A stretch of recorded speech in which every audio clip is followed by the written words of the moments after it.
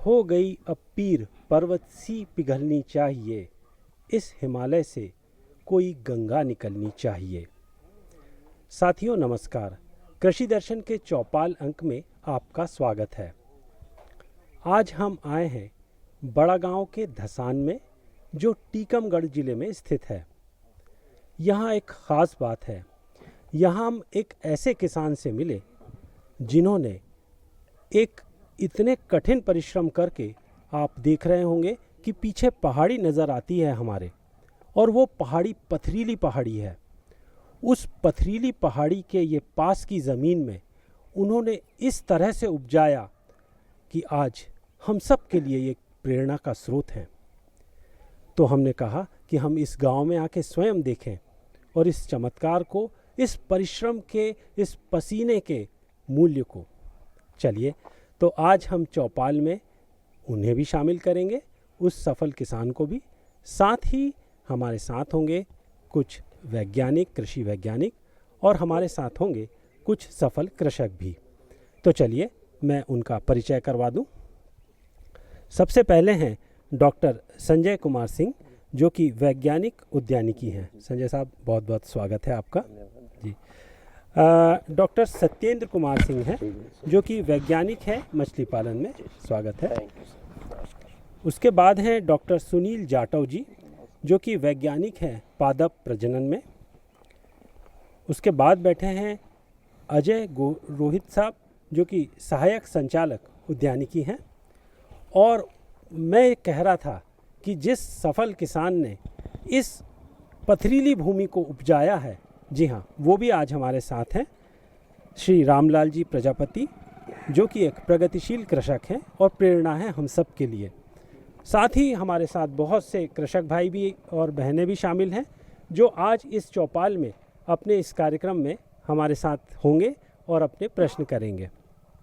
तो चलिए प्रश्नों का क्रम शुरू करते हैं। संजय साहब, अगर हम देखें इस समय कौन कौन से समसामयिक कार्य हैं कृषि में जो अनुकूल है इस समय? देखिए, भारत एक कृषि आधारित अर्थव्यवस्था में सब्जी उत्पादन एक अपना अलग घटक है। उसमें जैसे हम रबी के सीजन में हम अगर लहसुन प्याज की बात करें, तो उसको दृष्टिगत रूप से अगर हम लगाते हैं, देख करके, ध्यान में रख करके, तो लहसुन के लिए सबसे बड़ी बात आती है कि उसमें जो खरपतवार आते हैं वो ज़्यादा नुकसानदायक होते हैं। तो खरपतवार के लिए एक दवा है। पहले हम लोग मैनुअली इसको करते थे, क्योंकि लहसुन प्याज में लागत बहुत ज़्यादा लगती है, क्योंकि हमेशा वो मैनुअल लगता है। तो उसके लिए डेक्कल आता है, जो क्विजालोफाप, और एक और दवा आती है ऑक्सीक्लोरोफेन, दोनों का मिश्रण उसमें रहता है।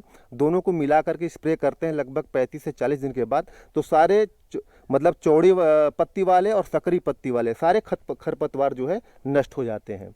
तो इसको दृष्टिगत रखते हुए आलू और उसका लहसुन और प्याज का जो खेती बहुत लाभदायक है। उसके अगली कड़ी में आते हैं शिमला मिर्च की, टमाटर की खेती चल रही है, जिसमें टमाटर की खेती में अर्ली ब्लाइट का प्रकोप देखने को मिल रहा है।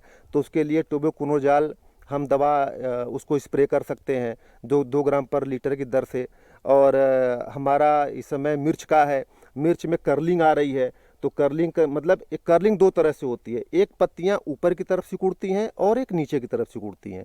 तो जो ऊपर की तरफ सिकुड़ रहे हैं वो थ्रिप्स के द्वारा होता है, और जो नीचे ऐसे सिकुड़ती हैं वो माइट के द्वारा होता है। तो उसमें दोनों की अलग अलग दवाइयाँ हैं। तो इमिडाक्लोप्रिड जो है वो 5 ml प्रति 15 लीटर पानी की दर से घोल बना करके उसका छिड़काव करेंगे, तो हम उससे लीफ कर्लिंग से हम निजात पा सकेंगे। और अगर हम सब्जी वर्गीय जो पौधे हैं उनमें, और जब अगर ठंड तेज पड़ जाती है, पाला पड़ता है, उस बारे में आप क्या कहेंगे? पाला में सबसे जरूरी ये होता है कि जैसे मौसम, जैसे बादल साफ हो और टेम्परेचर डाउन हो जाए, उस समय निश्चित तौर पे उम्मीद रहती है कि पाला पड़ेगा। उसमें हल्की सिंचाई बहुत ज़रूरी होती है। सबसे कारगर है हल्की सिंचाई, सल्फर का छिड़काव, और पूरब और उत्तर की दिशा में धुआं करना। उससे जो है हम किसान भाई जो है पाले से सब्जियों को बचा सकते हैं। हमारे साथ हैं डॉक्टर सत्येंद्र कुमार साहब। सत्येंद्र कुमार साहब, अगर हम मछली पालन की बात करें इस समय, और जब मौसम और ठंडा होता जा रहा है, तो ऐसे कौन कौन से समसामयिक कार्य उस मछली पालन में आप बताएंगे जो इस समय आवश्यक हैं? मछली पालन जो है एक मध्य प्रदेश में ग्रामीण स्वरोजगार का बहुत ही अच्छा साधन है। और साथ ही साथ अगर मछली से हम उत्पाद बनाएं तो ये बहुत ही अच्छा कुटीर उद्योग के रूप में हम इसको ले सकते हैं। और ये जो समय है मछलियों के लिए बड़ी ही प्रतिकूल समय है, क्योंकि मछलियां एक शीत रक्त जंतु है, कोल्ड ब्लडेड एनिमल अंग्रेजी में बोल सकते हैं। कहने का मतलब हमारा जो तापमान है मानव का हर मौसम में लगभग 98.5 डिग्री या 3 डिग्री आसपास रहता है, फ़ारेनहाइट रहता है। लेकिन मछलियों का तापमान जो है शीत रक्त जंतु होने के कारण इनका तापमान घटता बढ़ता रहता है मौसम के अनुकूल। जब मौसम विपरीत रहता है, तापमान घट जाता है, तो इनकी जैविक क्रियाएं भी घट जाती हैं, बायोलॉजिकल एक्टिविटी जो है वो घट जाती है और इनका विकास कम होता है। तो अभी ठंडी के मौसम में इनको बचाना बहुत ही बड़ी एक तरह से चुनौतीपूर्ण कार्य है। तो अभी जो है विपरीत प्रभाव पड़ रहा है। इसके बाद अच्छा मौसम आने वाला है, फरवरी महीने के बाद से मछलियों में अच्छी ग्रोथ आएगी, क्योंकि ये बुंदेलखंड का तापमान में बहुत जल्दी इजाफा आ जाता है। तो मछलियां जो है बहुत अच्छा ग्रो करेंगी, बहुत ही अच्छा विकास होगा उनका। तो अभी के मौसम में मछलियों को ठंडक से बचाना है, तो ठंडक से बचाने के लिए पहला उपाय ये कर सकते हैं कि तालाब की गहराई हम बढ़ा दें। पानी की गहराई अगर बढ़ जाए तो तालाब का जो ऊपर का सतह है वो ठंडी की वजह से ठंडा रहता है, तापमान कम रहता है। तो गहराई अगर बढ़ा देंगे तो मछली जो है नीचे की सतह में चली जाएगी, जहाँ तापमान उसको अच्छा अनुकूल मिलेगा। दूसरा ये कर सकते हैं कि अगर आपके पास बोरवेल का साधन है, पानी का साधन है, तो आप ग्राउंड वाटर माने भूजल का उपयोग करके, अभी जो है भूजल थोड़ा गर्म रहेगा, तो सुबह में थोड़ा सा चला दें 1-2 घंटे, तो उनको पर्याप्त मात्रा में ये गर्माहट मिल जाती है। साथ ही साथ आप अपने तालाब के पानी का उपयोग फसलों में सिंचाई के लिए या ये जो भी आप पौधे ले रहे हैं उसमें ले सकते हैं। साथ ही साथ कई बीमारियां अभी अपने को देखने को मिल रही है अपने ज़िले में। उसमें से एक जो है कि मछलियां जो है कि ठंड से तो मर ही रही है, उसके अलावा मछलियां दाना नहीं ले रही हैं। तो ये सामान्य प्रोसेस है, क्योंकि उनकी एक्टिविटी रुक चुकी है। तो ऐसे में उनको दाना कम दें और जो भी जलीय खरपतवार हैं उनको निकाल दें, सूर्य की रोशनी पड़े, और अगर खाना देना है उनको कुछ खाने के लिए तो उस समय दें जब धूप अच्छी हो। और पोटेशियम परमैंगनेट, अगर ऑक्सीजन कम हो जाए तो मछलियां ऊपर आकर के अभी देखने को मिल रहा है कि सुबह में ऑक्सीजन लेने की कोशिश करती हैं और मर जाती हैं। तो ऐसे में क्या है कि आप 400 ग्राम प्रति एकड़ प्रति मीटर के हिसाब से आप तालाब में उसका घोल बना के छिड़काव करें। और मछलियों में जो ये मौसमी बीमारी है, कई मौसमी बीमारी जिसमें से लाल चकत्ते आ जाते हैं, और साथ ही साथ एक रेड डिजीज, पूरी बॉडी रेड हो जाती है, अंदर का मसल भी उसका नर्म हो जाता है। तो इन बीमारियों से बचाने के लिए आप चूने का छिड़काव करते रहें 120 kg प्रति एकड़ के हिसाब से, तो ये अच्छा रहेगा। हमारे साथ हैं डॉक्टर जाटव साहब। जाटव साहब, अगर हम अब रबी फसलों की बात करें तो उसमें कौन कौन सी बातों का आप विशेष ध्यान रखना मतलब बताएंगे किसानों को, कौन कौन सी बातों को विशेष ध्यान में रखें? सभी को नमस्कार। जैसे रबी फसल की बात करें, चना, मटर, गेहूं, सरसों, ये प्रमुख फसलें हैं रबी की फसलों में। तो क्योंकि बीज सबसे प्रमुख घटक है कृषि के लिए, यदि बीज सही नहीं होगा तो आपकी हो सकता है निश्चित रूप से आपकी जो उत्पादन है वो घट जाएगा। तो आप पहले अच्छा बीज बोएं, तभी आपका उत्पादन अच्छा ले सकते हैं और किसान समृद्ध हो सकता है। क्योंकि आप बीज चेंज करते हैं तो 20 से 30% तक आपकी उपज बढ़ जाती है। गेहूं की बात करते हैं तो गेहूं में पानी की अवस्था में है, तो टिलरिंग अवस्था है इसको, तो सेकंड पानी लगने वाला है, तो उस पानी का ध्यान रखें। और सरसों की बात करें तो सरसों में पाले की जो अभी बात की सर ने, तो पाले से बचाएं यदि पाला पड़ता है तो, नहीं तो वैसे अच्छा है। और अपनी दूसरी फसल बात करें बिल्ट की, जैसे आपके वो बोल रहे, क्या कहना चाहूँगा मैं, आपके अभी इस एरिया में कुछ बिल्ट की बहुत शिकायत आ रही है। तो मेरा एक अनुभव कहता है कि जो जैविक फर्टिलाइज़र है, बायो फर्टिलाइज़र, उसको छिड़काव करें तो उससे अपने बिल्ट के रोग को कंट्रोल कर सकते हैं चने की फसल। और डॉक्टर साहब, इसके साथ हम सब्जी वर्गीय जो पौधे हैं उसमें कौन कौन सी बातों का विशेष ध्यान रखें? अभी फसल जो सब्जी वर्गीय फसलों का मैं कहना चाहूँगा, क्योंकि अभी पाले का मेन समस्या रहती है। जी। तो पाले में अभी हमारे डॉक्टर साहब ने बताया, तो उस बातों को ध्यान रखेंगे, निश्चित रूप से ही फायदा होगा। जो सिंचाई करना एक प्रमुख है, तो इस पाले के समय में सिंचाई करें आप। हमारे साथ हैं सहायक संचालक उद्यानिकी अजय रोहित जी। तो रोहित जी, हम ये जानना चाहेंगे कि आज उद्यानिकी क्षेत्र में एक आम कृषक की बात करें जो आर्थिक रूप से बहुत ज़्यादा संपन्न नहीं है, तो उस आम कृषक के लिए कौन कौन सी ऐसी चीज़ है जो आप बताना चाहेंगे आज इस मंच से? जैसे मैं दूरदर्शन चैनल का मुझे मंच देने के लिए मैं बहुत बहुत धन्यवाद ज्ञापित करता हूँ कि आज उद्यान विभाग, और जैसे टीकमगढ़ जिले की मैं बात करूँगा तो यहाँ वर्तमान जो किसानों की जोत है बहुत छोटी है जी। 1 एकड़ 2 एकड़ के किसान हैं। तो इस पीरियड में क्या होता है कि किसान एक फसल ना लगा के उद्यान की क्यारियों में बाजार के आधार पे, क्या है उद्यान की टोटल जो है पूरा बाजार आधारित है, तो कुछ क्यारियों में फसलें लगाएं, जैसे मिर्च है, टमाटर है, बैगन है, विविधता ज़्यादा रखें, जिससे कि एक फसल का अगर रेट गिर रहा है तो दूसरी फसल का उसकी प्रतिपूर्ति हो सके। तो ऐसे बहुत से जो क्रॉप डाइवर्सिफिकेशन या फसल विविधता की जो हम बात करते हैं वो भी रहेगा, और इसके साथ में किसानों को फसलों का उचित मूल्य भी हमेशा मिलता रहेगा। एक फसल का अगर दाम गिर रहा है तो दूसरी फसल का दाम, कभी ऐसा नहीं होता कि पूरी फसलों का, सब्जियों का बाजार में दाम गिर जाए।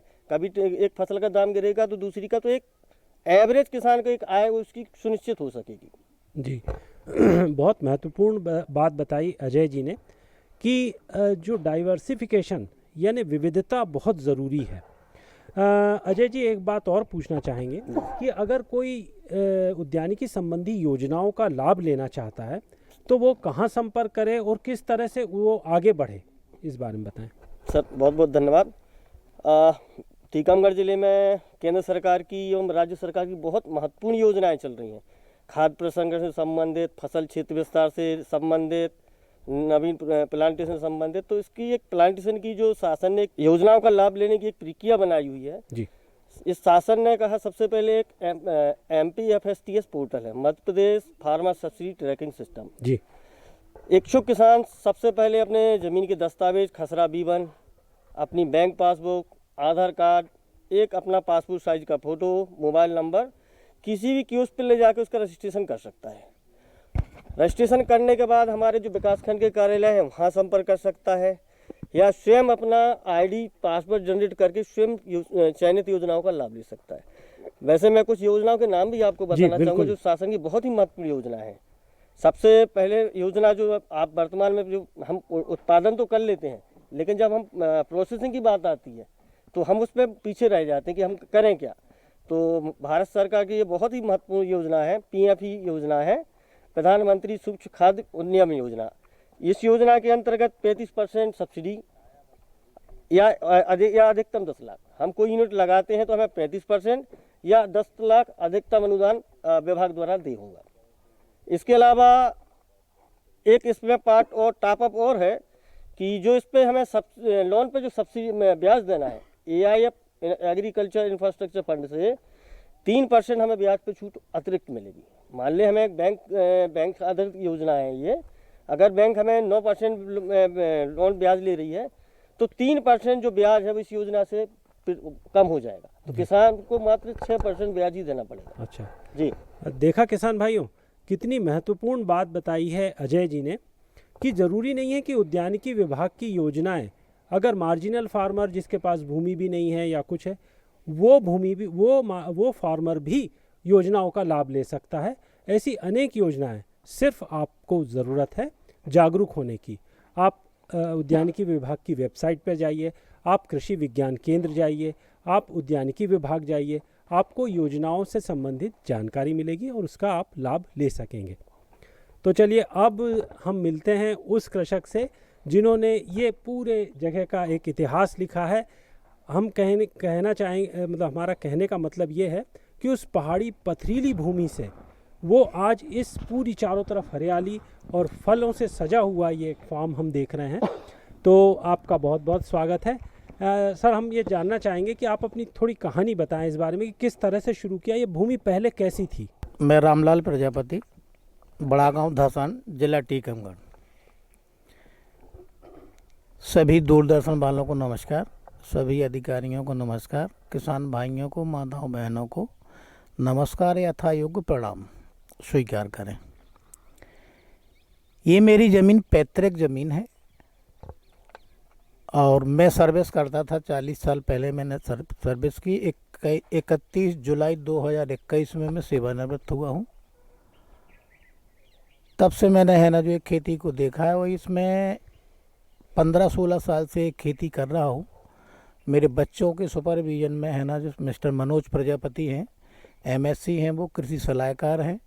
जिलों में और प्रदेश के 24-25 जिलों में उनकी देखरेख होती है। इधर छत्तीसगढ़ में भी होती है, उत्तर प्रदेश में भी होती है, इधर काफ़ी एरिया में है ना जो खेती होती है। ये ज़मीन जिसको कहना चाहिए बंजर तो नहीं कहना चाहिए, लेकिन पथरीली ज़मीन बहुत थी। यहाँ पे छोटे बड़े पेड़ पौधे बहुत थे। हम लोग इस ज़मीन को कम से 15-20 साल से धीरे धीरे बनाते हुए चले आए हैं। जब आप लोगों के सामने है ना जो ये टमाटर के पौधे दिख रहे हैं, पॉली हाउस दिख रहा है, डेयरी दिख रहा है, ये काफ़ी ज़मीन बनाने के बाद, मेहनत करने के बाद आज ऐसी स्थिति में है कि हमारे यहाँ पे 3-4 जगह खेती ये होती है मिस्टर मनोज के सुपरविजन में, और 400-450 आदमी को रोज़गार दिए हुए हैं। वे मजदूरी करते हैं। कुछ कर्मचारी मासिक वेतन पर भी हैं, कुछ पर डे वेतन पर डे मजदूरी पर भी हैं। इन लोगों को हफ्ते का हम पेमेंट करते हैं और उन कर्मचारियों को मासिक उनके खातों में पेमेंट होता है। और जो प्रोडक्शन होता है, हम इस प्रोडक्शन से खुश हैं, संतुष्ट हैं।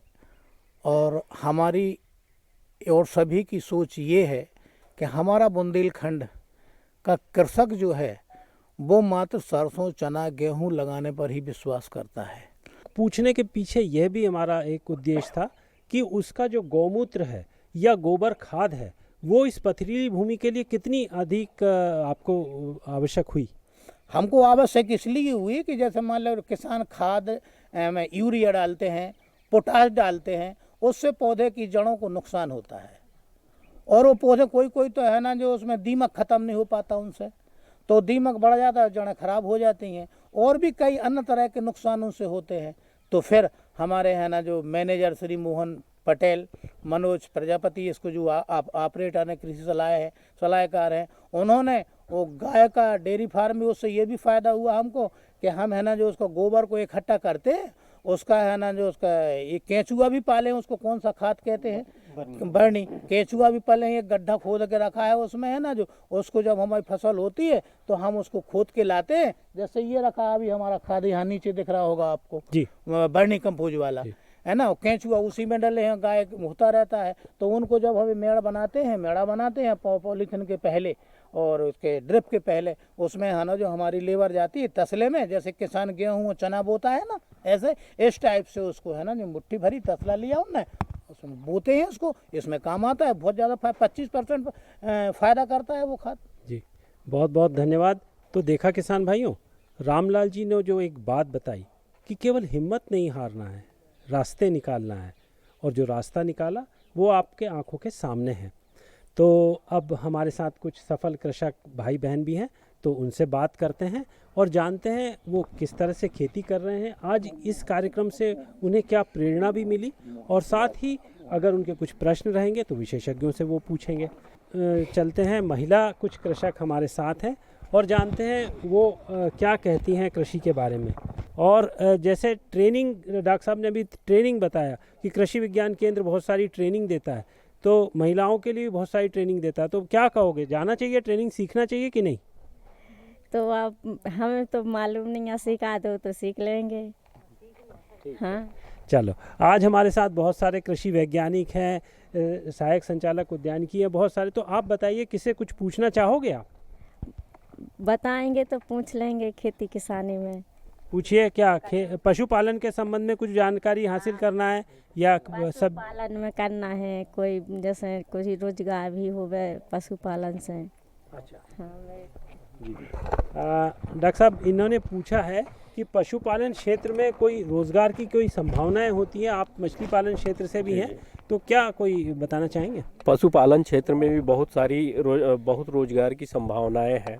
आप चाहें तो मुर्गी पालन कर सकते हैं, या आप घरों में देखते होंगे, और मुर्गी की कई अच्छी वैरायटीज आ गई है, जिसमें कड़कनाथ है, और इसकी एक उन्नत प्रजाति भी आ गई है अपने बीच, नर्मदा निधि करके। तो आप मुर्गी पालन कर सकते हैं। इसके अलावा बकरी पालन कर सकते हैं। आप चाहे तो हमारे यहाँ से बकरी पालन पे प्रशिक्षण ले सकते हैं, मुर्गी पालन पे प्रशिक्षण ले सकते हैं। हमारे यहाँ बकरियाँ भी हैं। हमारे यहाँ सिरोही नस्ल की बकरी है, आप देख सकते हैं कि कितनी अच्छी दिखती है, और देखने में अच्छी लगती है, उसकी ग्रोथ भी अच्छी है। इसके अलावा आप पशु पाल सकते हैं, जिसमें गाय है, देसी नस्ल की गीर, साहिवाल अपने यहाँ बहुत सूट कर रही हैं यहाँ के वातावरण में। तो ये सारी चीज़ें अपना सकते हैं। साथ ही साथ आप दूध से कुछ और प्रोडक्ट बना सकते हैं, जैसे कि पनीर वगैरह, ये सब कैसे बना सकते हैं, इसके और क्या उत्पाद बना सकते हैं, इसके बारे में भी आपको जानकारी मिल सकती है। वो भी आपके लिए कुटीर उद्योग के रूप में आप उसको चालू कर सकते हैं।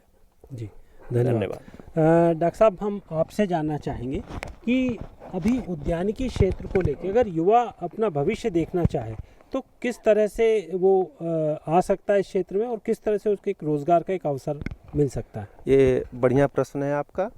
और युवाओं के लिए द्वैत उद्यानिकी में अपार संभावनाएं हैं। सबसे पहले मैं बता दूं, उत्पादन लेना बहुत बड़ी बात नहीं है।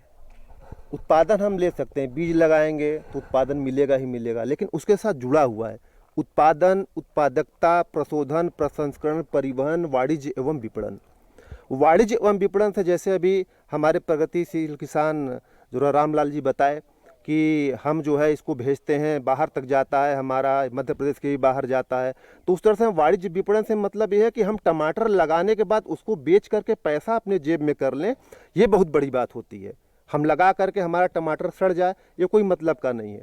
और निश्चित तौर पे मैं आज आपको बता दूं कि आज़ादी के बाद हमारे देश में 16.5 मिलियन टन 1950 की बात कर रहा हूँ, 16.5 मिलियन टन उत्पादन हुआ था।